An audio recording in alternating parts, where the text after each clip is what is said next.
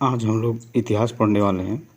तो इतिहास शुरू करते हैं। भारत का इतिहास पहला चैप्टर हमारा रहेगा प्राचीन भारत का इतिहास। तो देखते हैं प्राचीन भारत का इतिहास। भारतीय समाज एवं संस्कृति आज जिस स्थिति में है उनके संदर्भ में भारत की अतीत का अध्ययन विशेष महत्व रखता है, क्योंकि वर्तमान भारत की जड़ें अतीत से जुड़ी हुई हैं। अतीत में हुआ विकास ही क्रमिक रूप से चलता हुआ आज के युग तक आ पहुंचा है। ऐसी स्थिति में अपने अतीत को ठीक से समझना आवश्यक है। इतिहास जानने के लिए स्रोतों की ज़रूरत पड़ती है, जिनके माध्यम से अतीत के बारे में जाना जा सकता है। प्राचीन भारत के इतिहास के अध्ययन से हम यह पता लगा सकेंगे कि वर्तमान स्थिति की जड़ें कहाँ हैं। इससे हम यह भी जान सकेंगे कि भारतीय समाज एवं संस्कृतियों का विकास कब, कहाँ और कैसे हुआ था। यह हम अपने इतिहास के बारे में अध्ययन करके जान सकते हैं। तो देखते हैं प्राचीन भारतीय इतिहास के स्रोत। प्राचीन भारतीय इतिहास का पुनर्निर्माण विभिन्न स्रोतों के आधार पर किया जाता है। इन स्रोतों का वर्गीकरण 2 वर्गों में किया जाता है। ये हैं साहित्यिक एवं पुरातात्विक स्रोत। यानी इतिहास का, यदि आप भारतीय इतिहास का अगर पता लगाना चाहें तो उसके लिए आपको स्रोतों की आवश्यकता पड़ेगी, और स्रोत 2 प्रकार से हैं। पहला हमारा है साहित्यिक स्रोत और दूसरा है पुरातात्विक स्रोत। तो साहित्यिक स्रोत में देखते हैं जैसे वैदिक, संस्कृत, पाली, प्राकृत एवं अन्य साहित्य या विदेशियों द्वारा विवरण। ये बहुत इंपॉर्टेंट है। विदेशी जैसे जो घूमने आए, उन्होंने भारत में रह करके यहाँ की स्थिति, रहन सहन को देखा और उसमें लिखा अपनी पुस्तक में, तो उस तरह हम पता कर सकते हैं। और दूसरा है पुरातात्विक स्रोत। तो पुरातात्विक स्रोत में देखेंगे पूरा लेख, सिक्के, स्थापत्य अवशेष, उत्खनन आदि। तो ये हमारे माध्यम है इतिहास को जानने का। तो पहले हम देखते हैं साहित्यिक स्रोत। साहित्यिक स्रोत देखते हैं। साहित्यिक स्रोत में पहले है ब्राह्मण साहित्य। ब्राह्मण साहित्य जैसे ऋग्वेद, सामवेद, यजुर्वेद, अथर्ववेद, ब्राह्मण, यानी 4 वेद हो गए। उसमें भी कुछ इतिहास के बारे में, अपने भारत के इतिहास के बारे में लिखा गया, उससे कुछ जानकारियाँ मिलेंगी। और अगला ब्राह्मण है, आरण्यक है, उपनिषद, महाभारत है, रामायण, पुराण है। बौद्ध साहित्य भी हैं। बौद्ध साहित्य में है विनय पिटक, सूत पिटक, अभिधम्म पिटक, महावंश, दीपवंश, ललित विस्तार, दिव्यावदान, बुद्ध चरित जो अवघोष द्वारा लिखा गया है, महाविभास, वसुमित्र द्वारा, और जातक कथा आदि हैं। ये बौद्धिक साहित्य हैं। अब देखते हैं जैन साहित्य। जैन साहित्य से भी कुछ हमको इतिहास के बारे में जानकारी मिलती है, जो जैसे कल्पसूत्र है, भगवती सूत्र है, आचार रंग है, सूत्र आदि। ऐतिहासिक स्रोत देखते हैं। ऐतिहासिक स्रोत राजतरंगड़ी कल्हड़ की एक पुस्तक है राजतरंगड़ी, उससे कुछ मिलेगा जानकारी। पृथ्वीराज रासो जो चंद्रवरदाई द्वारा लिखी गई है, हर्षचरित वाणभट्ट द्वारा, मुद्रा राक्षस विशाखा दत्त और कौटिल्य या चाणक्य वो अर्थशास्त्र लिखे हैं। तो इससे कुछ जानकारियाँ मिलेंगी। और देखते हैं अभिज्ञान शाकुंतलम, कालिदास द्वारा लिखा गया प्रमुख ग्रंथ है, बहुत बार परीक्षाओं में भी पूछा जाता है। स्वप्नवासव दत्ता, ये भास द्वारा लिखा गया है। राजाओं द्वारा चर्चित साहित्य देख लेते हैं। हाल सातवाहन वंश का जो है ये गाथा सप्तशती है। महेंद्र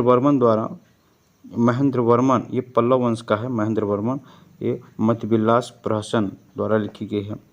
ये लिखा गया। हर्षवर्धन रत्नावली, नागानंद, प्रियदर्शिका, ये हर्षवर्धन द्वारा लिखी गई ग्रंथ हैं, पुस्तक हैं। या सोमेश्वर ये चालुक्य वंश के हैं। मोन्सोल्लास लिखे हैं। साहित्यिक स्रोत, ग्रंथ, प्रमुख तथ्य देख लेते हैं ग्रंथों के। कल्हड़ की राजतरंगड़ी जो संस्कृत भाषा में है, पहली बार ऐतिहासिकता की झलक इसी ग्रंथ में मिलती है। यानी राजतरंगड़ी कल्हड़ की जो है। महावंश एवं दीपवंश बौद्ध ग्रंथ दक्षिणी बौद्ध मत के ग्रंथ हैं। ललित विस्तार बौद्ध ग्रंथ की रचना नेपाल में हुई थी।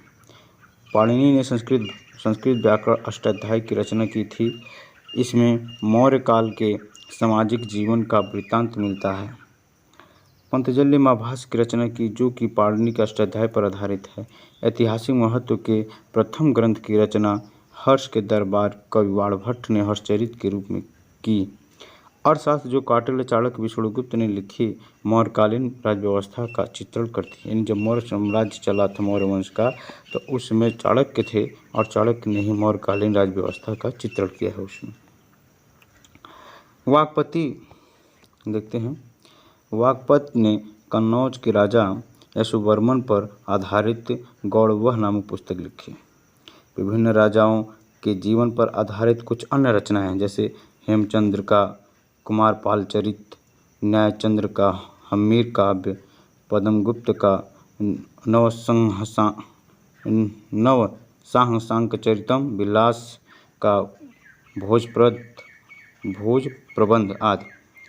तमिल में लिखी राजकीय जीवन चरित्रों में से नंदकलंबकम पल्लव शासक नंदीवर्मन III की प्रशस्ति है। विदेशियों द्वारा विवरण, ये बहुत इंपॉर्टेंट है। यूनानी के लेखक हेरोडोटस को इतिहास का पिता कहा जाता है।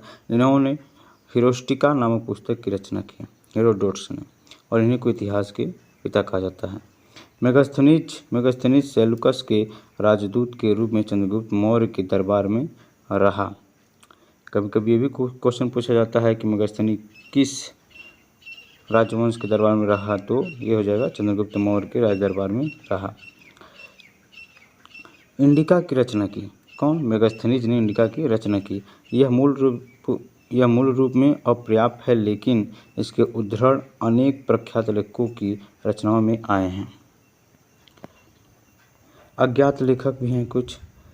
एक अज्ञात यूनानी लेखक ने ईस्वी सन की पहली सदी में भारतीय बंदरगाहों, प्राकृतिक स्थिति एवं व्यापार पर प्रकाश अपनी रचना पेरिप्लस ऑफ द एरिथ्रियन सी लाल सागर का विवरण में दिया है। टालमी की जियोग्राफी 150 ईस्वी के आसपास प्राचीन भारतीय भूगोल एवं वाणिज्य की जानकारी देती है। स्ट्रैबो ने मेगास्थनीज के विवरण को काल्पनिक माना है। रोमन लेखक भी हैं। प्लिनी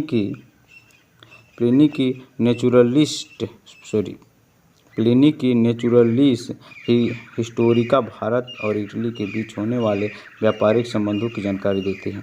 चीनी विवरण। चीनी पर्यटक भारत में बौद्ध धर्म के अध्ययन तथा बौद्ध तीर्थों का दर्शन करने आते थे। फाहियान, जैसे फाहियान है। फाहियान चंद्रगुप्त द्वितीय यानी गुप्त शासक के शासनकाल में भारत आया।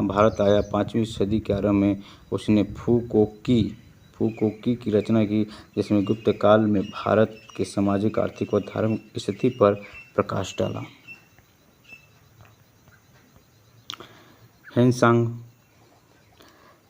हेनसांग युआनचांग इसका और भी नाम है। तो यह हर्षवर्धन के समय यानी हर्षवर्धन के समय 629 ईस्वी में भारत आया और सियूकी की रचना की। वाटर्स के अनुसार वह भारत को इंटू यानी अर्धचंद्राकार नाम देता है। ह्वेनसांग के मित्र वी ली ने ह्वेनसांग की जीवनी लिखी थी। इसने हर्षकालीन राजनीति के साथ साथ धर्म, रीति रिवाज एवं समाज का वर्णन किया है। इसमें 138 देशों का विवरण मिलता है। इत्सिंग, यह 7वीं शताब्दी में भारत आया तथा नालंदा एवं विक्रमशिला विश्वविद्यालयों का वर्णन किया। इत्सिंग ने। अरबी लेखक भी कुछ हैं, जैसे सुलेमान, यह 9वीं शताब्दी में भारत आया तथा पाल एवं प्रतिहार शासकों के बारे में लिखा। अलबर्नी भी आया था। अलबर्नी यह महमूद गजनवी का समकालीन था, यानी महमूद गजनवी के समय ये आया था। तहकीक-ए-हिंद किताब उल हिंद की रचना की, जिसमें भारत के निवासियों की दशा का वर्णन किया गया है। इसमें सुलेमान ने अल-बरूनी ने लिखा है।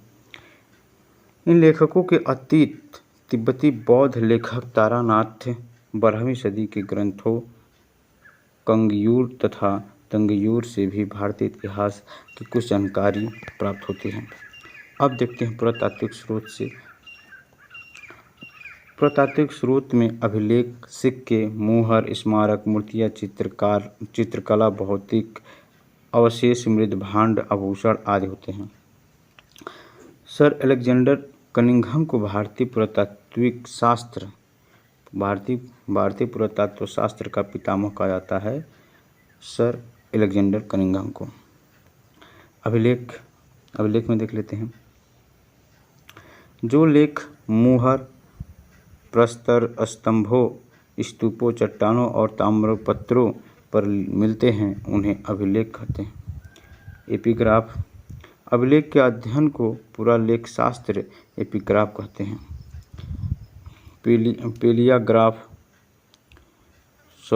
पेलियोग्राफ, अभिलेख तथा दूसरे प्राचीन दस्तावेजों की प्राचीन तिथि के अध्ययन को पुरालिपि शास्त्र या पेलियोग्राफ कहते हैं। न्यूमिस्टिक, सिक्कों के अध्ययन को मुद्रा शास्त्र कहते हैं। सिक्के, भारत के प्राचीन सिक्के पंचमार्क या आहत सिक्के कहलाते थे। साहित्य में इन सिक्कों को कारसापड़ कहा गया है। पुराने सिक्के को कारसापड़ कहा गया है। पुराने सिक्के के तांबे, चांदी, सोने और शीशे के बनते थे। आरंभिक सिक्कों में कुछ प्रतीक मिलते थे, परंतु बाद में सिक्कों पर राजाओं और देवताओं के नाम तथा तिथियां उल्लिखित मिलती थी। सोने के लिखित सिक्के सर्वप्रथम कुषाण राजाओं ने जारी किए थे। अब देखते हैं गुप्त शासकों ने सबसे अधिक सोने के सिक्के जारी किए, इसीलिए इसे स्वर्ण युग भी कहा जाता है। गुप्त काल को समुद्रगुप्त को एक सिक्के पर वीणा बजाते हुए दिखाया जाता है। क्वेश्चन में आ सकता है वो कौन सा शासक था जिसके सिक्के या मुद्रा पर वीणा बजाते हुए दिखाया गया है, तो समुद्रगुप्त था। सातवाहन ने शीशे यानी लीड के सिक्के जारी किए। ये भी क्वेश्चन आ सकता है शीशे के सिक्के कौन शासक ने जारी किए, तो सातवाहन ने शीशे के सिक्के जारी किए। गुप्त काल में स्वर्ण सिक्कों को दिनार एवं चांदी के सिक्कों को रूपक कहते थे। अभिलेख में देखते हैं। अभिलेख मुहरों, प्रस्तर, स्तंभों, चट्टानों और ताम्रपत्रों पर मिलते हैं तथा मंदिर व दीवारों और ईंटों या मूर्तियों पर भी मिलते हैं। सबसे अधिक अभिलेख मैसूर संग्रहालय में संग्रहित है। मौर्योत्तर और गुप्त काल के अधिकांश अभिलेख कॉपर्स इंस्क्रिप्शनम इंडिकेरम नामक ग्रंथ में संकलित है। अभिलेखों में प्रयुक्त लिपियाँ प्राकृतिक लिपि है। प्रारंभिक अभिलेख प्राकृत भाषा में है। ब्राह्मी लिपि, अशोक के शिलालेख ब्राह्मी लिपि में है। यह लिपि बाएं से दाएं लिखी जाती थी। कौन? ब्राह्मी लिपि। अब देखते हैं खरोष्ठी लिपि। खरोष्ठी लिपि, अशोक के कुछ शिलालेख खरोष्ठी लिपि में हैं जो दाएं से बाएं लिखी जाती थी। यूनानी एवं आरामाइक लिपि, पाकिस्तान एवं अफगानिस्तान में अशोक के शिलालेखों में इन लिपियों का प्रयोग हुआ।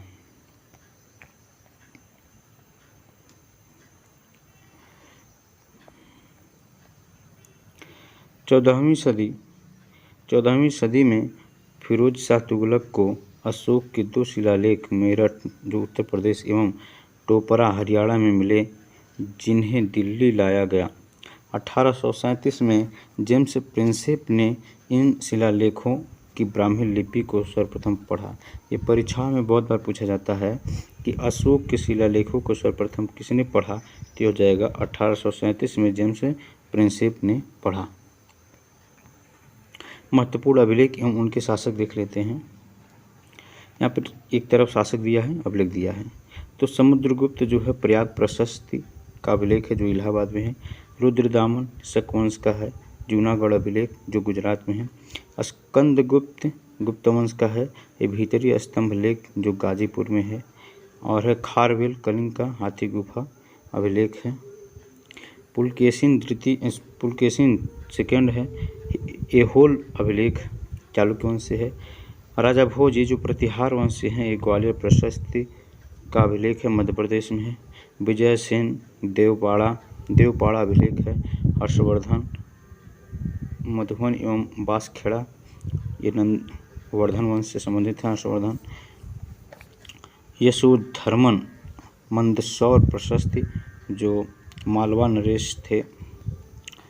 गौतमी बल्लश्री ये नासिक अभिलेख सातवाहन वंश से संबंधित हैं। इनका जो अभिलेख है नासिक अभिलेख है। अभिलेख विशिष्ट तथ्य देख लेते हैं। रुद्रदामन का जूनागढ़ अभिलेख संस्कृत भाषा में जारी प्रथम अभिलेख माना जाता है। यानी जो रुद्रदामन है जूनागढ़ अभिलेख प्रशस्ति वो संस्कृत भाषा में है, वो पहला अभिलेख माना जाता है। पुलकेशिन सेकंड का एहोल अभिलेख उसके दरबारी कवि रविकीर्ति द्वारा रचित है। अशोक के प्रयाग स्तंभलेख में कारुवारी एवं तीवर का उल्लेख मिलता है। समुद्रगुप्त के प्रयाग प्रशस्त की रचना उसके संधि विग्रह हरिश्चंद्र ने की थी। भानुगुप्त के एरड़ अभिलेख में सर्वप्रथम सती प्रथा यानी गोपराज नामक सैनिक की पत्नी का लिखित साक्ष्य प्राप्त होता है। समुद्रगुप्त द्वितीय के उदयगिरी गुहा लेख के अनुसार उसका उद्देश्य संपूर्ण पृथ्वी को जीतना था। तुमुन अभिलेख में कुमारगुप्त फर्स्ट को शरतकालीन सूर्य की तरह बताया गया है। स्कंदगुप्त के भीतरी अभिलेख में होड़ों के आक्रमण का अभिलेख मिलता है। मंदसौर अभिलेख में यशोधर्मन को जननेंद्र कहा गया है। चंद्रगुप्त सेकंड को विजयों का वर्णन मेहरौली लौह स्तंभ लेख में मिलता है। विदेशी अभिलेख देखते हैं। बोगाज कोई एशिया माइनर मध्य एशिया से 1400 ईस्वी पूर्व में प्राप्त संधि पत्र अभिलेख में वैदिक देवता मित्र वरुण इंद्र और नासत्य के नाम उल्लिखित हैं। हेलियोडोरस यूनानी राजदूत था जो काव्यशनग विदिशा का गरुड़ स्तंभ लेख भागवत धर्म वासुदेव की आराधना की जानकारी देता है। प्राचीन भारतीय इतिहास के आधुनिक लेखक इससे बहुत ज़्यादा सवालात बनते हैं। 1776 में मनुस्मृति का अंग्रेजी अनुवाद a code of Gentoo laws के नाम से कराया गया।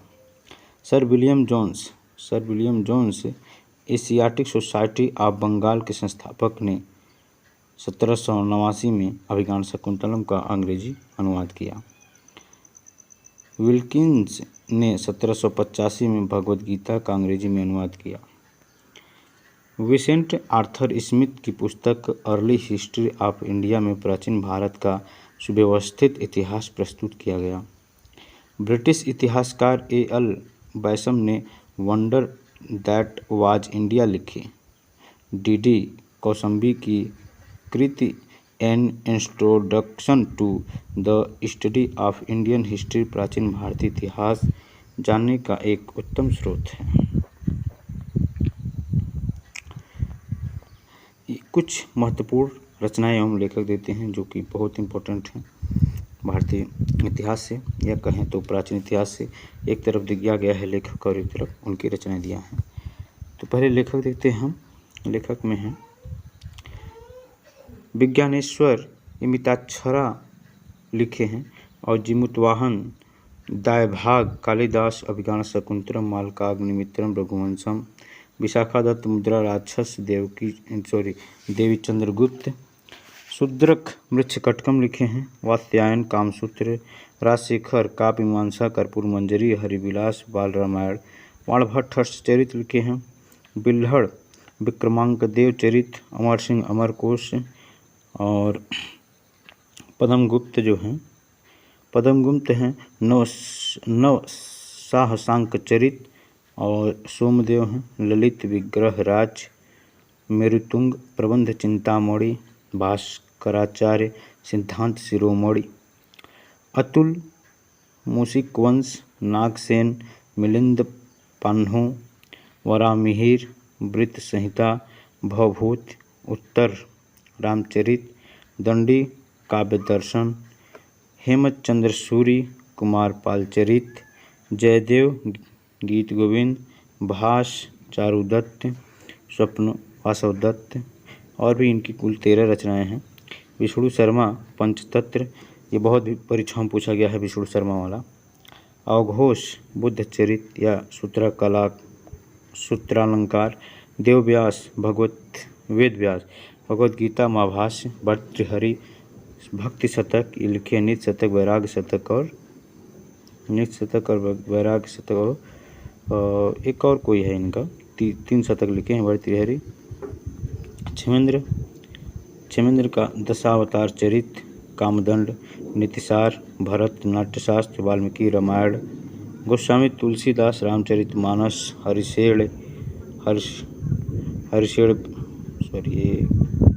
हर्षेण बृहत कथा कोश, माघ शिशुपालवध, सारंगदेव संगीत रत्नाकर, सुश्रुत संहिता, नागार्जुन सतसहिस्त्रिका, बिहारी सतसई, नारायण भट्ट हितोपदेश, सोमेश्वर कीर्ति कौमुदी, कात्यायन गार्गी साहित्य जो ज्योतिष ग्रंथ है। प्रस्तर युग या आदिम मानव देखते हैं। अब यहाँ से हमारा शुरू होता है प्राचीन इतिहास, जो प्रस्तर युग या आदिम मानव भी कहा जाता है। प्रागैतिहासिक काल वह काल है जिसके लिए कोई लिखित सामग्री उपलब्ध नहीं है, यानी जब मानव लिखना पढ़ना नहीं जानता था, उसे हम क्या कहते थे, प्रागैतिहासिक काल। इस काल के इतिहास की जानकारी मुख्यतः पुरातात्विक स्रोतों से प्राप्त होती है, क्योंकि वहाँ पर लिखने पढ़ने वाला कोई था नहीं, तो पुरातात्विक स्रोत से ही, यानी शिलालेख से या खुदाई करने पर उसमें मिलता था, उसी से हम पता लगाते थे। मनुष्य के विकास के आधार पर मानव सभ्यता को 2 भागों में विभक्त किया जाता है। मनुष्य के विकास के आधार पर मानव सभ्यता को 2 भागों में विभक्त किया जाता है, यानी विकास के आधार पर, जिसे हम क्या कहेंगे, पाषाण युग एवं धातु युग। इतिहासकारों के अनुसार इस सभ्यता का उद्भव एवं विकास प्रतिनूतन काल में हुआ। इस युग को 3 कालों में विभाजित किया जाता है। इसको देखते हैं, यानी प्रस्तर युग पहले है पूरा पाषाण काल, जिसको आखेट एवं खाद्य संग्रह, यानी जिसका मुख्य जो उसका जो विकास था वो आखेट, यानी वो पूरा शिकार पर ही मानव जब निर्भर था, तो उसको हम उस काल को क्या कहेंगे, पूरा पाषाण काल। मध्य पाषाण काल आखेट एवं पशुपालन, यानी जब मनुष्य को थोड़ा बहुत ज्ञान हुआ, आखेट के साथ साथ पशुपालन भी वो करना सीख गया, तो उसको हम क्या कहेंगे, उस काल को मध्य पाषाण काल। तीसरा है नवपाषाण काल, खाद्य उत्पादक, यानी जब मानव ने कृषि करना सीख लिया, तो उस काल को हम कहेंगे नवपाषाण काल।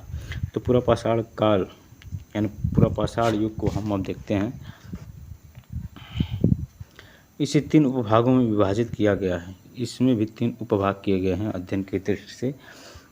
तो पहला ये है निम्न पूरा पाषाण काल, यानी 15,000 ईस्वी पूर्व से लेकर 50,000 ईसा पूर्व तक। इसको देखते हैं। इस काल में मानव जीवन अस्थिर था, यानी मानव स्थिर नहीं था, अस्थिर था। इसी काल में अग्नि का आविष्कार हुआ, यानी पूरा पाषाण काल में मानव समूहों में शिकार कर अपना भोजन संग्रह करता था, यानी इस काल में अग्नि का आविष्कार तो हो चुका था, समूह में रहना सीख गए थे, पर तब भी वो शिकार करके ही अपना भोजन करते थे।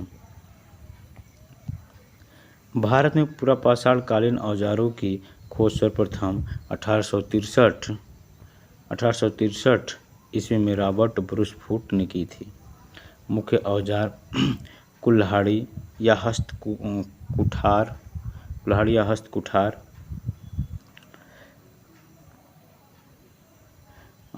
विदारड़ी और खंडक।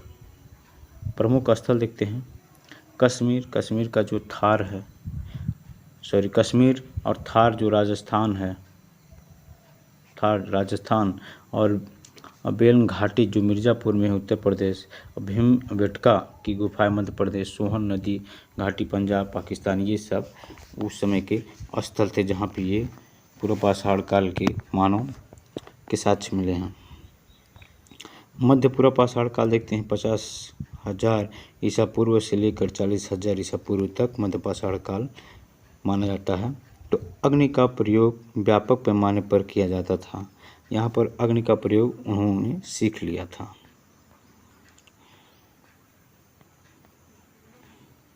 इस काल को फलक संस्कृति या फ्लैक कल्चर भी कहते हैं।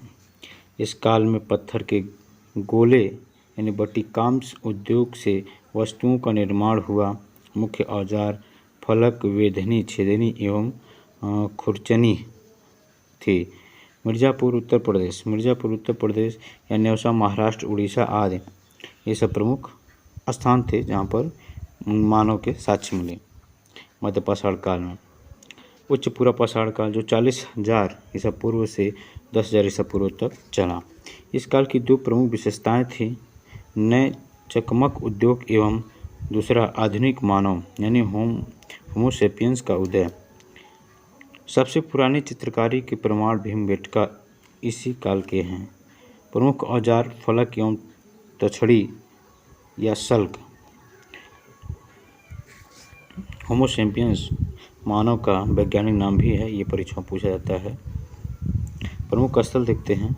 बीजापुर, इनाम गांव महाराष्ट्र और बेलम घाटी उत्तर प्रदेश। अब हमारा आता है मध्य पाषाण काल। तो देखते हैं मध्य पाषाण काल। मध्य पाषाण काल 9,000 ईसा पूर्व से लेकर 4,000 ईसा पूर्व तक।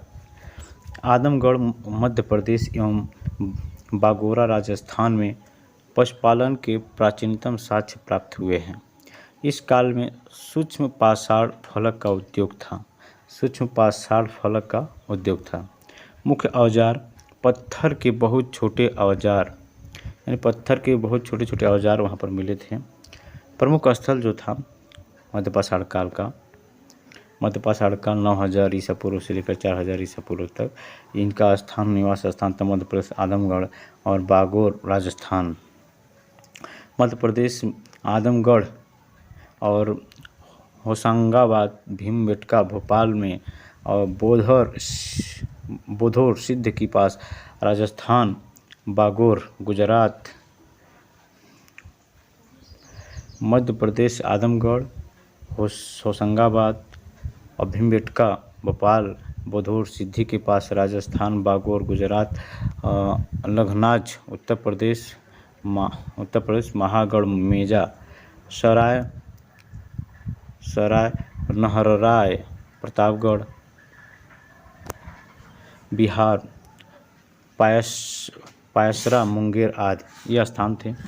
अब देखते हैं हम नवपाषाण काल। 9,000 ईसा पूर्व यह विश्व व 700 ईसा पूर्व भारत से 2500 ईसा पूर्व, यानी भारत से कहा जाए तो 2500 ईसा पूर्व। इस काल में मानव ने खेती करना प्रारंभ किया। पालिशदार पत्थर भी मिले। इनके औजार मुख्यतः पत्थर की कुल्हाड़ियों हड्डियों के औजार थे। प्रमुख स्थल देखते हैं। मेहरगढ़ पाकिस्तान, बुर्ज-उल-हम, गुफकराल कश्मीर, कोल्डिहमा माहगढ़ उत्तर प्रदेश, चिंदार सेनुआर बिहार, सरुतरु मारकोडला असम, ब्रह्मगिरी कोडेकाल, हल्लूर मक्की, पिकलीहल और है सिंगेनकल्लू कर्नाटक, पायमपाली तमिलनाडु। ताम्र पाषाणिक संस्कृति। प्रागैतिहासिक मानव द्वारा प्रयोग में लाई जाने वाली पहली धातु तांबा थी। इसी दौरान तांबे के औजारों के साथ पत्थर का प्रयोग जारी रहा। इसी कारण इसे ताम्रपाषाणिक संस्कृति कहा जाता है। कुछ प्रमुख ताम्रपाषाणी संस्कृतियां हैं, जैसे आहार संस्कृति 2800 से 1500 ईसा पूर्व, कायथा संस्कृति 2450 से 1750 ईस्वी पूर्व, सालवदा संस्कृति 2300 से 2000 ईसा पूर्व, प्रभास संस्कृति 2000 से 1400 ईसा पूर्व, मालवा संस्कृति 1900 से 1400 ईसा पूर्व, रंगपुर संस्कृति 1700 से 1400 ईस्वी पूर्व, जोरवे संस्कृति 1500 से 900 ईस्वी पूर्व। उसके बाद आ जाता है हमारा नवपाषाण काल। नवपाषाण काल यानी विशिष्ट तथ्य। तो देखते हैं नवपाषाण काल विशिष्ट तथ्य है। मेहरगढ़ जो पाकिस्तान के बलूचिस्तान क्षेत्र से गेहूं व जौ की खेती तथा भेड़ एवं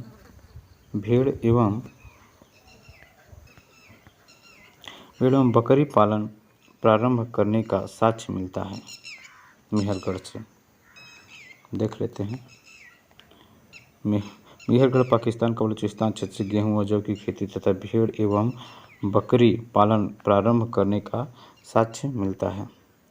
कुलडिहावा इलाहाबाद जो उत्तर प्रदेश है, विश्व में चावल उत्पादन का प्राचीनतम साक्ष्य लगभग 6000 ईसा पूर्व से प्राप्त हुआ। कुलडिहावा से जो इलाहाबाद उत्तर प्रदेश में है। बुर्ज वृक्ष का स्थान कश्मीर, यहाँ गर्तावास यानी गड्ढा घर, हड्डी के औजार, सूक्ष्म पाषाण का पूर्ण अभाव प्रमुख लक्षण हैं। यहाँ कब्र में मालिकों के शवों के साथ उनके पालतू कुत्तों को भी दफनाया जाता था। गुफर काल, ये कहाँ दफनाया जाता था? बुर्जों में।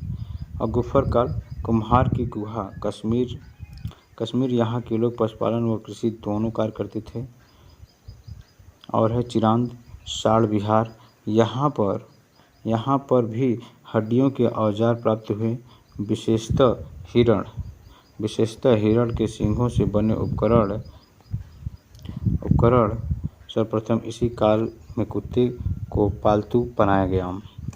चिंदार यानी सारण विहार नवपाषाण काल में ही कुत्तों को पालतू जानवर बनाया गया।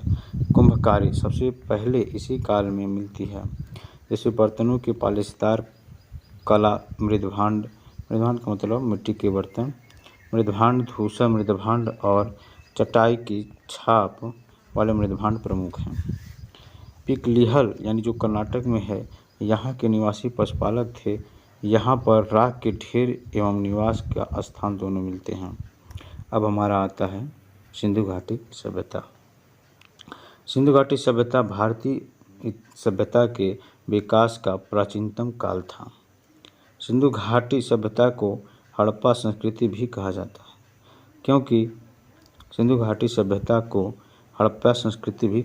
है, क्योंकि सर जॉन मार्शल के निर्देश पर राय बहादुर दयाराम साहनी ने 1921 में हड़प्पा की खुदाई करवाकर इस सभ्यता पर प्रकाश डाला। यानी किसने किया? दयाराम साहनी 1921 में जॉन मार्शल के निर्देश पर तो सिंधु घाटी सभ्यता का प्रकाश डाला, यानी उनको उत्खनन किया। सिंधु घाटी सभ्यता प्रागैतिहासिक या प्रोटोहिस्टोरिक एवं कांस्य यानी ब्रोंज कालीन थी। यह भारत की प्रथम नगरीय सभ्यता थी। यानी पूछा जाए भारत की पहली सभ्यता तो सिंधु घाटी सभ्यता। काल निर्धारण, रेडियो कार्बन डेटिंग यानी C14 डेटिंग के अनुसार इस सभ्यता की सर्वमान्य तिथि 2350 से 1750 ईसा पूर्व मानी गई है।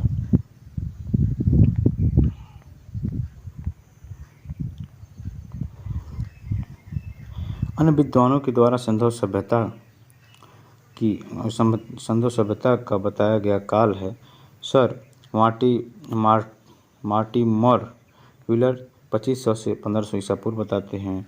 वुली 2800 ईसा पूर्व, सर जॉन मार्शल 3250 से 2750 मानते हैं। और D.P. अग्रवाल 2350 से 1750 और अल्विन 2150 से 1750। लेकिन हमको इनकी नहीं जाना है, बस कार्बन डेटिंग वाला जो 2350 से 1750 है इसको हमको मानना चाहिए। एनसीईआरटी इसी को मानती है। सिंधु सभ्यता काल हम देख लेते हैं। पूर्व हड़प्पा काल 3500 से 2600 ईस्वी पूर्व कुटदीजी, दमसादात, आमिरी, नाद, सीसवल। परिपक्व हड़प्पा काल है 2600 से 1900 ईस्वी पूर्व। हड़प्पा, मोहनजोदड़ो, चन्हुदड़ो, लोथल, कालीबंगा या बनावली। प्राचीन भारत के इतिहास में हम देखते हैं आगे उत्तर हड़प्पा काल। उत्तर हड़प्पा काल में देखते हैं 1900 से 1300 ईस्वी पूर्व। ये रंगपुर स्थान है। रोजदी गुजरात, ये रंगपुर रोजदी गुजरात में है और राखीगढ़ी हरियाणा। विस्तार। सिंधु सभ्यता का विस्तार भारत एवं पाकिस्तान में लगभग 1500 स्थलों पर पाया गया है। भारत एवं पाकिस्तान मिला के 1500 स्थानों पर पाया गया है। यह समूचा क्षेत्र त्रिभुज के आकार का है। इस सभ्यता का कुल क्षेत्रफल 12, इस त्रिभुज का क्षेत्रफल 1,29,96 वर्ग किलोमीटर है। यह कहा जाए 12,99,600 वर्ग किलोमीटर है। सिंधु सभ्यता के प्रमुख स्थल, पहले तो ये देख लें हड़प्पाकालीन प्रमुख स्थल। हड़प्पाकालीन प्रमुख स्थल देखते हैं। हड़प्पा, यह पाकिस्तान के मोंटेगोमरी जिले में रावी नदी के बाएं तट पर स्थित है। हड़प्पा पाकिस्तान के मोंटेगोमरी जिले में रावी नदी के तट पर स्थित है। हड़प्पा ये 1921 में दयाराम साहनी ने इस स्थल की खोज की। 1921 में दयाराम साहनी ने हड़प्पा की खोज की। हड़प्पा से स्वास्तिक चिन्ह प्राप्त होता है जो शादियों में प्रयोग होता है हिंदू धर्म में। वह हड़प्पा में 6 अन्नागार मिले हैं जो ईंटों के बने चबूतरे पर 2 पांतों में हैं। प्रत्येक की लंबाई 15.23 मीटर एवं चौड़ाई 6.09 मीटर। यहाँ फर्श की दरारों में गेहूं और जौ के अनाज मिले। अब देखते हैं सिंधु सभ्यता के प्रमुख स्थल, एक दृष्टि में देख लेते हैं।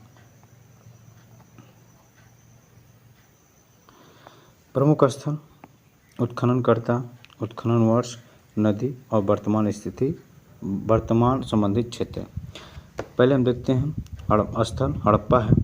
ये दयाराम साहनी के द्वारा खोजा गया 1921 में रावी नदी के मोंटेगोमरी, पंजाब, पाकिस्तान के पंजाब प्रांत में। दूसरा है मोहनजोदड़ो। मोहनजोदड़ो की खोज राखालदास बनर्जी 1922 में किए। सिंधु नदी के किनारे ये बसा और लड़काना जिला यानी प्रांत सिंध पाकिस्तान में ये भी है।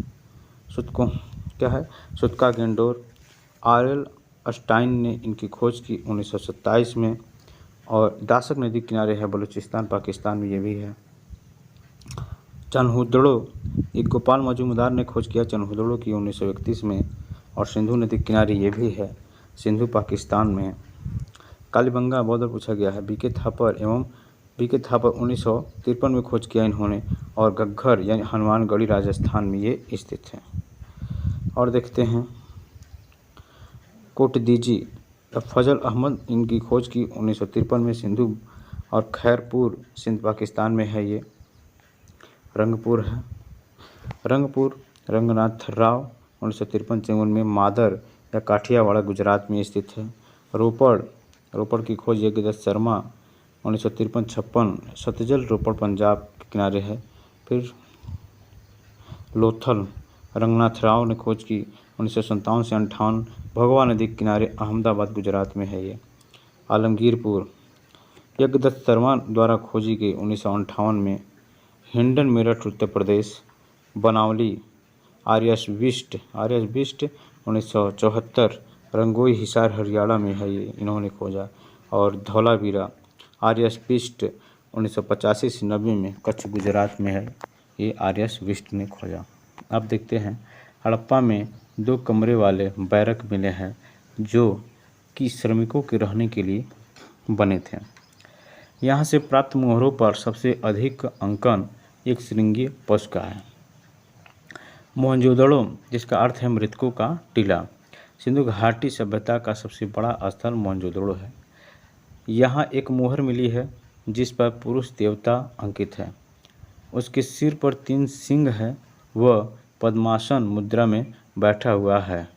उसके चारों ओर एक हाथी, एक बांग और एक गैंडा है। आसन के नीचे एक भैंसा है और पाँव पर 2 हिरण हैं। पाँव पर 2 हिरण हैं। इसे शिव का प्राचीन रूप या पशुपति महादेव बताया गया है। यहाँ के विशाल स्नानागार मिला है जो कि 11.88 मीटर लंबा या 7.01 मीटर चौड़ा तथा 2.43 मीटर गहरा है। स्नानागार मोहनजोदड़ो में। मोहनजोदड़ो की सबसे बड़ी इमारत अन्नागार है जो कि 45.71 मीटर लंबा एवं 15.23 मीटर चौड़ा है, जो अन्नागार है मोहनजोदड़ो में। एक अन्य मोहर व कुबड़ वाले बैल की आकृति मिली है। यहाँ से सीप का पैमाना, कांसे की नर्तकी, सूती वस्त्र के साक्ष्य आज प्राप्त हुए हैं मोहनजोदड़ो से। अब देखते हैं कालीबंगा से। कालीबंगा जो काले रंग की चूड़ियों के लिए मानी जाती थी। कालीबंगा में जूता हुआ खेत के साक्ष्य प्राप्त हुए हैं कालीबंगा से, जहाँ 2 अलग अलग फसलें उगाई जाती थी। यहाँ पर जल निकासी प्रणाली का अभाव मिलता है, यानी वहाँ पर कमी थी। यहाँ युगल सावधान का प्रमाण मिलता है। यहाँ के मकानों में एक पल्ले वाला दरवाज़ा लगा था, यानी एक पल्ला वाला दरवाज़ा मिलता है कालीबंगा से। कालीबंगा में अलंकृत ईंटें एवं अग्निकुंड भी प्राप्त हुए। अलंकृत ईंट का मतलब है कुछ डिजाइन वगैरह ईंटों पर लगा हुआ था, तो उस तरह के साक्ष्य मिले हैं कालीबंगा से। अब देखते हैं लोथल। इसे लघु हड़प्पा या लघु मोहनजोदड़ो भी कहा जाता है लोथल को। ये हड़प्पाकालीन बंदरगाह नगर था, यानी लोथल जो था बंदरगाह था जहाँ से व्यापार और निर्यात होता था। लोथल में चावल उपजाने के अवशेष 1800 ईस्वी पूर्व पाए गए।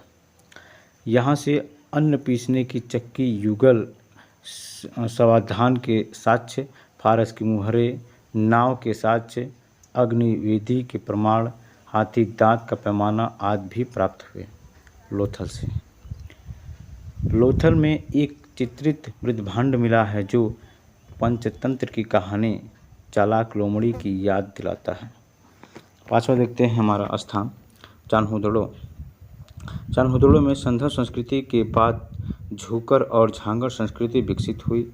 यह मनके बनाने का कारखाना, लिपस्टिक, एक ईंट पर बिल्ली का पीछा करते हुए कुत्ते के पैर के निशान, गुड़िया बनाने का कारखाना आदि प्राप्त हुए चान्होदड़ो से।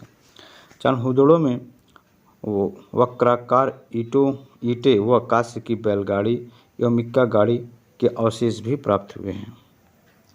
रंगपुर देख लेते हैं। यह गुजरात के मादर नदी के तट पर अवस्थित था। यहाँ पर धान की भूसी का साक्ष्य एवं कच्ची ईंटों का दुर्ग मिला है। रंगपुर में पूछा जाएगा धान की भूसी का साक्ष्य किस स्थान से मिला, तो बताना है रंगपुर। अब देखते हैं धौलावीरा। धौलावीरा देखते हैं। धौलावीरा गुजरात के कच्छ के रण के कादिर द्वीप में स्थित है। धौलावीरा का अर्थ सफ़ेद तथा वीरा का अर्थ कुआं है। धौला का अर्थ सफ़ेद तथा वीरा का अर्थ है कुआं। इस नगर को 3 भागों दुर्ग, मध्य नगर एवं निचला नगर में विभाजित किया गया है। यह भारत में स्थित सिंधु सभ्यता का दूसरा सबसे बड़ा नगर है धौलावीरा। हड़प्पा सभ्यता का एकमात्र क्रीड़ागार यहाँ से प्राप्त हुआ है धौलावीरा से। इसके अलावा नेवले के पत्थर की मूर्ति भी पाई गई है। इस नगर में जल प्रबंधन एवं संरक्षण की व्यवस्था पाई गई थी। इस नगर में जल प्रबंधन एवं संरक्षण की व्यवस्था पाई गई थी धौलावीरा से। धौलावीरा में गिरा हुआ एक बड़ा उत्कीर्ण लेख संभवतः गिरा हुआ साइन बोर्ड मुख्य प्रवेश द्वार के पास मिला है। कराची के समीप अल्लाहदीनों स्थान का क्षेत्रफल भाग 5 हेक्टेयर था। हड़प्पा सभ्यता में सर्वाधिक प्रचलित लाल पर काला रंग वाला मृदभांड अल्लाहदीनों से प्राप्त कुल मृदभांडों का मात्र 1% ही है। हाल ही में हरियाणा के फतेहाबाद जिले में स्थित भीरड़ा नामक स्थल का उत्खनन किया गया। राखीगढ़ी हिसार हरियाणा में 5 पुरातात्विक टीले मिले हैं। यह भारत में सिंधी सभ्यता का सबसे बड़ा स्थल है जो घग्गर नदी के किनारे स्थित है। सिंधु घाटी सभ्यता, इससे हम देखेंगे कुछ तथ्य, सिंधु घाटी सभ्यता के कुछ तथ्य। सिंधु सभ्यता में लोगों को लोहे का ज्ञान नहीं था। यद्यपि यह अनुमानित है कि यहाँ के लोग घोड़े से परिचित नहीं थे, लेकिन सुरकोटदा में घोड़े की हड्डियों के साँचे प्राप्त हुए हैं। सिंधुवासी लिंग मूर्ति पूजक थे, किंतु आर्य प्रकृत पूजक थे। मोहनजोदड़ो के अधिकांश निवासी भूमध्यसागरीय प्रजाति के माने जाते हैं। सिंधुवासियों के बर्तन मुख्यतः लाल या गुलाबी रंग के हैं। यहाँ पर संभवतः दास प्रथा का भी प्रचलन था। सिंधुवासी पासे का खेल एवं नृत्य द्वारा अपना मनोरंजन करते थे। गाय की मूर्ति कहीं से प्राप्त नहीं हुई है। यातायात के लिए बैलगाड़ी का प्रयोग होता था। टेराकोटा, आग में पकी हुई ईंटों को टेराकोटा कहते हैं। मेसोपोटामिया के पुरालेखों में दिलमन, माकन एवं मेलुहा की जानकारी मिलती है। जैसे हमारे यहाँ हिंदुस्तान का सिंधु घाटी सभ्यता मानी जाती है, उसी तरह मेसोपोटामिया की सभ्यता ईरान में मानी जाती है। तो सामाजिक जीवन देख लेते हैं। हड़प्पाकालीन समाज संभवतः मातृ सत्तात्मक था, जो मातृ देवी की पूजा से स्पष्ट होता है। यहाँ के लोग शांतिप्रिय थे तथा शाकाहारी व मांसाहारी दोनों थे। पुरुष एवं महिला दोनों ही आभूषणों का प्रयोग करते थे। मनोरंजन के लिए पासे का खेल, पशुओं की लड़ाई, नृत्य आदि प्रचलित साधन थे। धार्मिक जीवन देखते हैं इनका, सिंधु घाटी सभ्यता का। हड़प्पा में पक्की मिट्टी की स्त्री मूर्तिकार प्रचुर। हड़प्पा में पक्की मिट्टी की स्त्री मूर्तिकाएँ प्रचुर मात्रा में मिली हैं। मोहनजोदड़ो से प्राप्त पशुपति शिव की मुहर विशेष रूप से प्रसिद्ध है। धार्मिक जीवन में मातृ देवी की उपासना लोकप्रिय थी। एक मूर्तिका में स्त्री के गर्भ से निकला पौधा दिखाया गया है, जिससे पता चलता है कि धरती को उर्वरता की देवी माना जाता था। पशुओं में कुबड़ वाले बैल व पक्षियों में फाक्ता की पूजा होती थी। वृक्ष पूजा भी प्रचलित थी। सिंधु सभ्यता में मंदिर के प्रमाण नहीं मिले हैं। समाधान देख लेते हैं।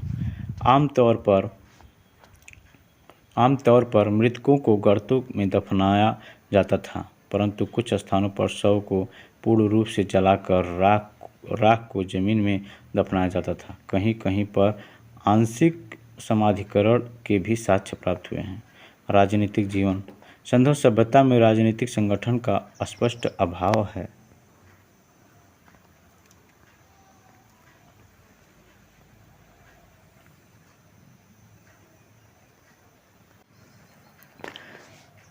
यहाँ पर पुरोहित द्वारा शासन व्यवस्था नहीं थी, क्योंकि कहीं पर भी मंदिर नहीं पाया गया है।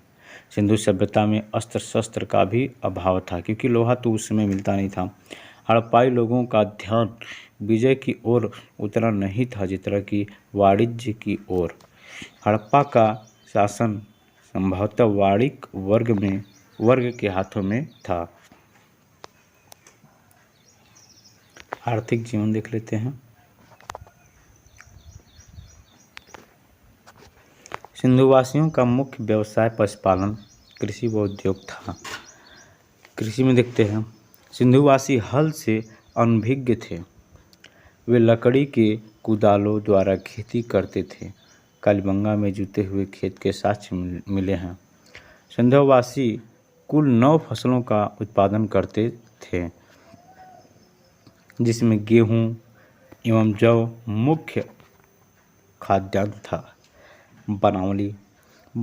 बनवाली में बढ़िया किस्म के जौ का साक्ष्य मिला है। सबसे पहले कपास पैदा करने का श्रेय भी सिंधु सभ्यता के लोगों को जाता है। नदी तालाबों द्वारा सिंचाई होती थी। नहरों के साक्ष्य प्राप्त नहीं हैं। व्यापार, वस्त्र उद्योग सिंधुवासियों का मुख्य उद्योग था, जिसका प्रमुख केंद्र मोहनजोदड़ो था। सिंधुवासी सूती एवं ऊनी वस्त्रों का प्रयोग करते थे। चनहुदड़ो व लोथल से गुड़िया व मनका बनाने का साक्ष्य मिला है। व्यापार वस्त्र विनिमय प्रणाली पर आधारित था, यानी एक वस्तु देते थे, दूसरी वस्तु लेते थे। इनकी समृद्धि व्यापार पर थी। इनकी समृद्धि यानी विकास व्यापार पर थी। सिंधुवासियों का विदेशी व्यापार इराक, ईरान, बहरीन, मिस्र से होता था। इतिहासकार दिलमन की पहचान बहरीन से, मकान की पहचान मकरान तट से और मेलुहा की पहचान सिंधु क्षेत्र से करते हैं। अब देखते हैं सिंधु सभ्यता में आयात की जाने वाली धातुएं। एक तरफ धातु है और स्थल जहाँ से आयात होता था। पहला है लाजवर्ड मणि, ये बदक्सा सोना जो है कोलार कर्नाटक से, टीन अफगानिस्तान ईरान से, स्टेटाइट ईरान से, गोमेद सौराष्ट्र गुजरात से, तांबा खेतड़ी राजस्थान से, फिरोजा फारस से, संगमरमर राजस्थान से, इंद्रगोप मणि भड़ौच गुजरात से। मोहरे तथा बाट देख लेते हैं। सिंधु सभ्यता में मुद्रा का अधिकांश निर्माण सेलखड़ी से होता था। विनिमय बाटों यानी बाटों का मतलब तौल माप के द्वारा नियंत्रित थे, जो कि चर्ट नामक पत्थर से बनाए जाते थे। ये बाट तौल में 16 या उसके आवर्तकों में होते थे, जैसे 16, 64, 160, 320 या 640। ऊपरी मानदंड में दशमलव प्रणाली का प्रयोग होता था। अब तक लगभग 2000 मोहरे सील प्राप्त हुई हैं। हड़प्पा की हम लिपि देख लेते हैं। हड़प्पाई लिपि मुख्यतः चित्रलेखात्मक है। यह लिपि गोमुद्रिका पद्धति में व चित्रात्मक या भावचित्रात्मक आइडियोग्राफिक है। अब तक इस लिपि में कुल मिलाकर 375 से 400 तक चित्राक्षर प्राप्त हुए हैं। अब तक यह लिपि पढ़ी नहीं जा सकी।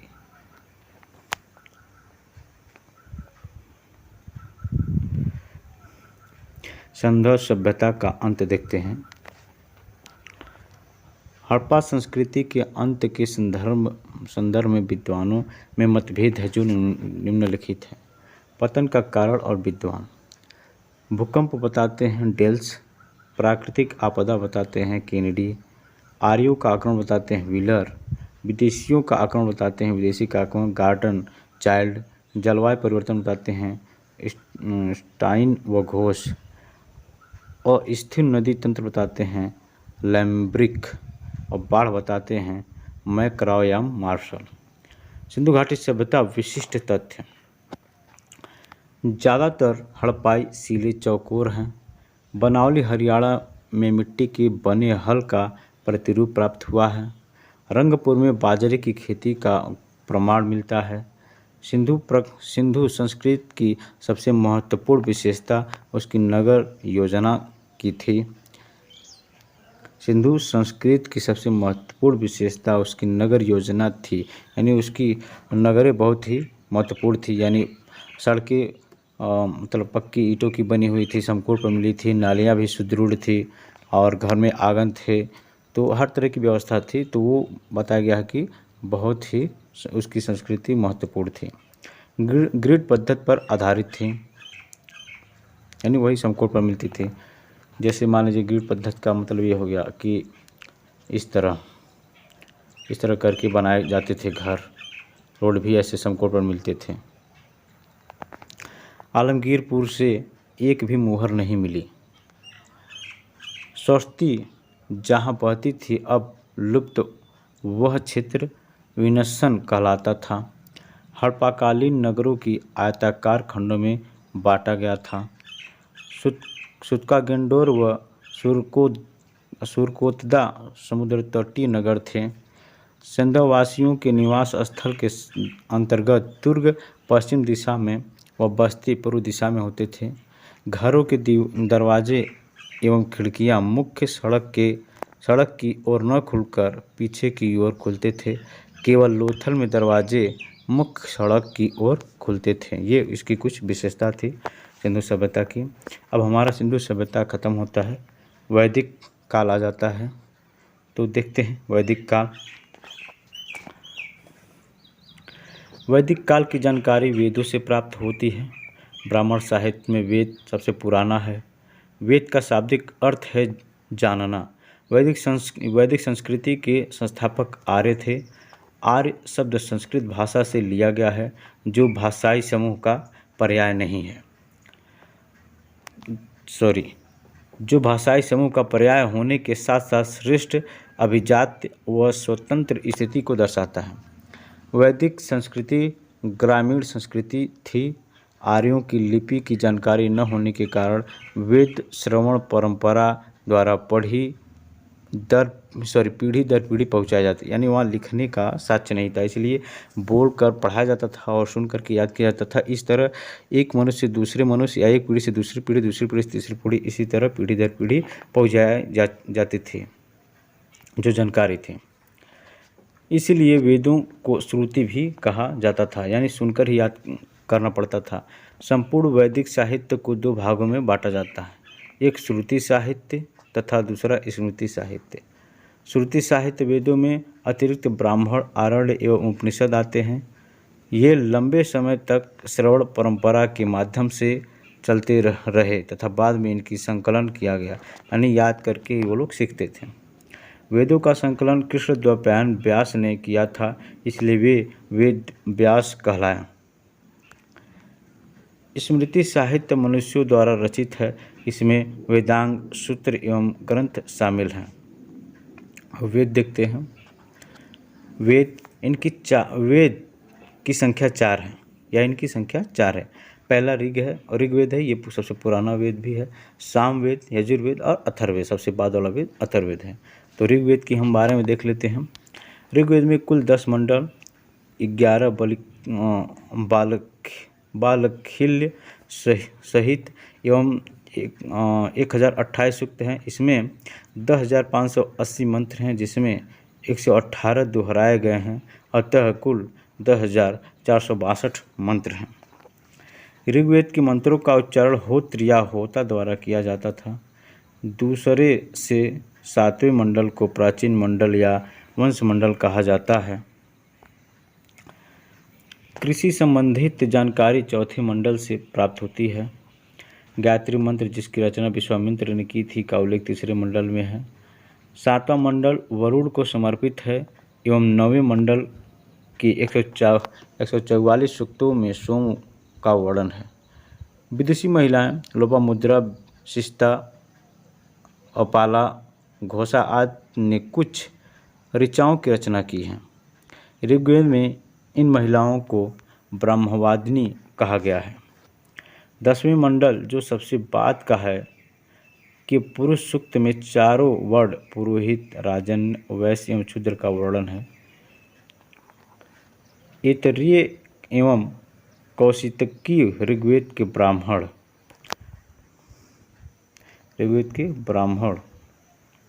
ग्रंथ हैं। इतरीय ब्राह्मण में जनपद एवं राजस्व यज्ञ का उल्लेख मिलता है। ऋग्वेद में यमुना का उल्लेख 3 बार एवं गंगा का उल्लेख 1 बार हुआ है। इस वेद में सोमरस का वर्णन सर्वाधिक बार हुआ है।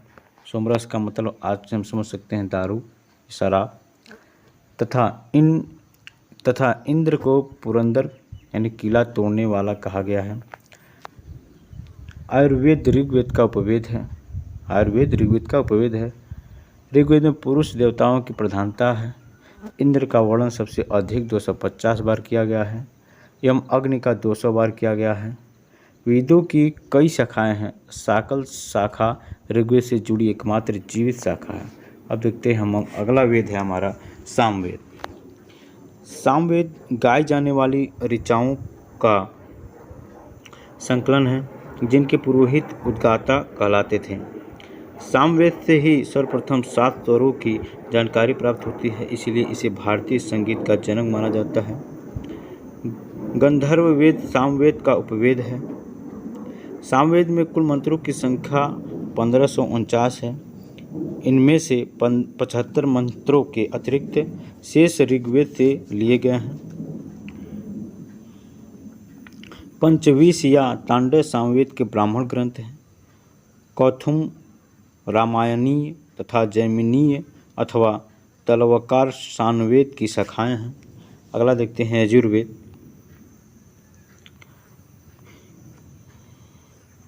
यजुर्वेद में अनुष्ठानों, कर्मकांडों तथा यज्ञ संबंधी मंत्रों का संकलन है। इनके पुरोहित को अधर्यु कहते थे। यह गद्य एवं पद्य दोनों में रचित है एवं उनके 2 उपभाग हैं। एक कृष्ण यजुर्वेद जो गद्य में है, एक शुक्ल यजुर्वेद जो पद्य में है। कृष्ण यजुर्वेद का ब्राह्मण ग्रंथ तैत्तिरीय ब्राह्मण एवं शुक्ल यजुर्वेद ब्राह्मणीय ग्रंथ या शतपथ ब्राह्मण है। यजुर्वेद का उपवेद धनुर्वेद है। शतपथ ब्राह्मण में कृषि एवं सिंचाई का उल्लेख मिलता है। अगला हम देखते हैं अथर्ववेद। देखते हैं। अथर्ववेद चौथा एवं अंतिम वेद है। इसकी रचना ऋषि ने की थी। अथर्ववेद के मंत्र रोग नाशक, जादू टोना, विवाहित गीत आदि से संबंधित है। इसका उपवेश अथर्ववेद है। अथर्ववेद का कोई आरण्य ग्रंथ नहीं है। अथर्ववेद में ही गोत्र शब्द का उल्लेख सर्वप्रथम बार मिलता है। अथर्ववेद के पुरोहित को ब्रह्म या ब्रह्मा कहते थे। इसी वेद में सभा और समिति को प्रजापति की 2 पुत्रियां कहा गया है। चांदी एवं गन्ने का सर्वप्रथम उल्लेख अथर्ववेद में ही मिलता है। अथर्ववेद की शाखाएं शौनक एवं पैप्लाद हैं।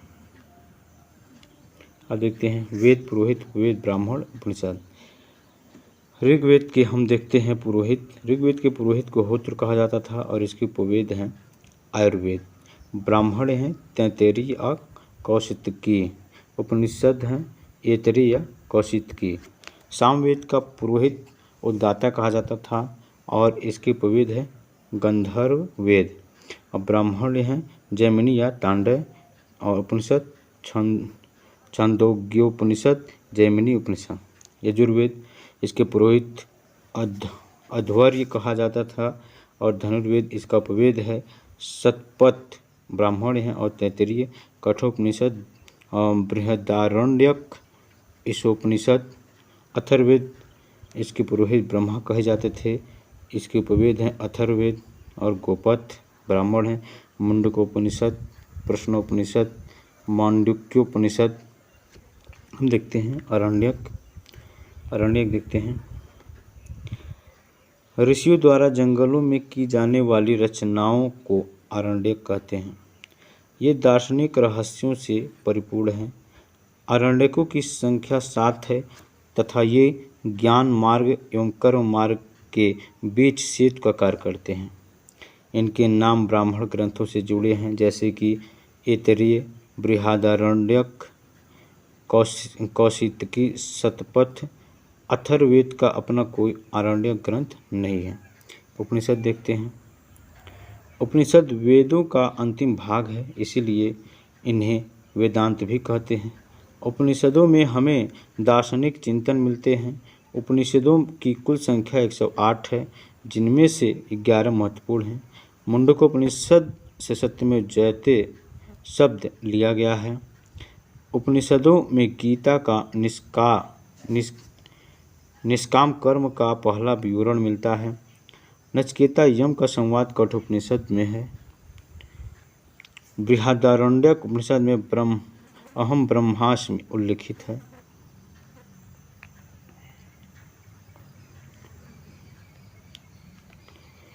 बृहदारण्यक उपनिषद में ही पुनर्जन्म का सिद्धांत एवं याज्ञवल्क्य गार्गी संवाद का वर्णन है। श्वेताश्वतर उपनिषद में सर्वप्रथम भक्ति शब्द का उल्लेख मिलता है। वेदांग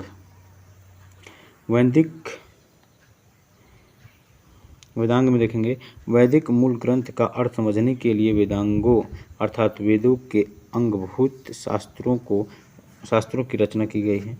ये वेदांग हैं: शिक्षा, कल्प, व्याकरण, निरुक्त, छंद, ज्योतिष। तो शिक्षा, जिसका उच्चारण विधि, कल्प, कर्मकांड, व्याकरण, निरुक्त, भाषा विज्ञान, छंद और ज्योतिष, ये हैं शिक्षा, कल्प, व्याकरण, निरुक्त, छंद, ज्योतिष, ये वेदांग हैं। स्मृति देख लेते हैं। स्मृति ग्रंथ के अंतर्गत स्मृति, धर्मशास्त्र एवं पुराण आते हैं। ये हिंदू धर्म के कानूनी ग्रंथ भी कहे जाते हैं। स्मृति, मनुस्मृति ईसा पूर्व 200, यह सबसे प्राचीन स्मृति ग्रंथ है। मेधातिथि, यह गोविंदराज भरूच एवं कल्लुक भट्ट मनुस्मृति पर टीका लिखने वाले